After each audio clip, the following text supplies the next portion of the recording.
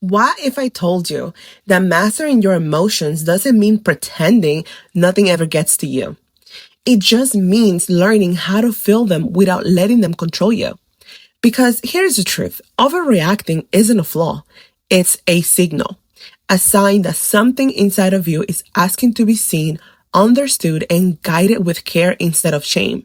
In this video, we're diving into the practical side of emotional intelligence.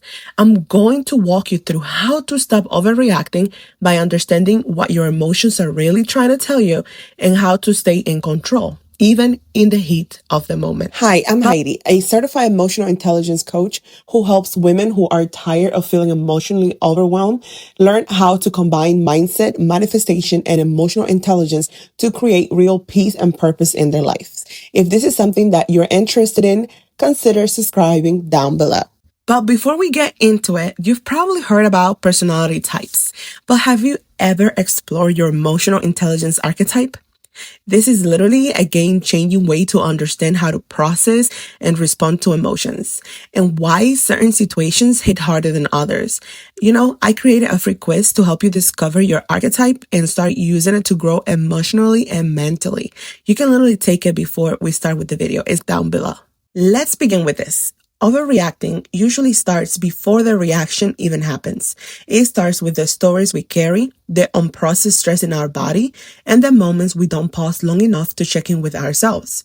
So the very first tool I want to offer you is the power of the pause. I want you to imagine you're in a moment where something just triggered you. Maybe a comment, a delay, or something not going as planned. Before saying anything or reacting, ask yourself this. What am I actually feeling right now? This sounds small, but this is the gap. The moment where your emotional intelligence begin to grow. When you pause, you step out of reactivity and into choice. And in that pause, I want you to name the emotion, not just, I feel upset, but something more specific. Are you disappointed? Is it embarrassing? Is it rejection or fear? Because when you name it, you create distance from it. It's not longer something that's taking over you. It's something you're observing. Next, I want you to ask a question, often whenever this happens. Is this about now or is this about before? Sometimes what we're reacting to isn't the moment in front of us. It's an old wound that got poked. Being left out of a group message might not be just about the message. It might be reminding you of every moment you felt invisible. And when you can identify that, you start to respond with the truth, not just the trigger. Now, let's talk about body awareness. Your body will always signal before your mind catches up. Tayo, racing heart, shallow breath. That's a sign your nervous system is in a fight or flight. So instead of responding from that place, take 60 seconds to reset. Drop your shoulders, take a deep breath, sip water, recenter. You might also want to try what I call a mental filter question, which is, does this really deserve my energy? Because not everything does. In fact, most things don't. One of the most liberating things you can learn is that not every situation deserves a response. Silence is powerful. Walking away is powerful. Protecting your peace is not passive, it's intentional. Also, something super important is that we should not forget about the stories we tell ourselves. Overreacting often comes from the meaning we assign to things. Oh, they ignore me because they don't like me, or they didn't reply because I'm not important. That's a story, not a fact. And when you catch yourself in a story, gently rewrite it. Try something like, maybe they're overwhelmed, or maybe it has nothing to do with me. This isn't about giving people excuses. It's about freeing you from unnecessary stress. And here's a big one. Self-compassion. You're not going to get this perfect. There will be days you will still react. You will still spiral.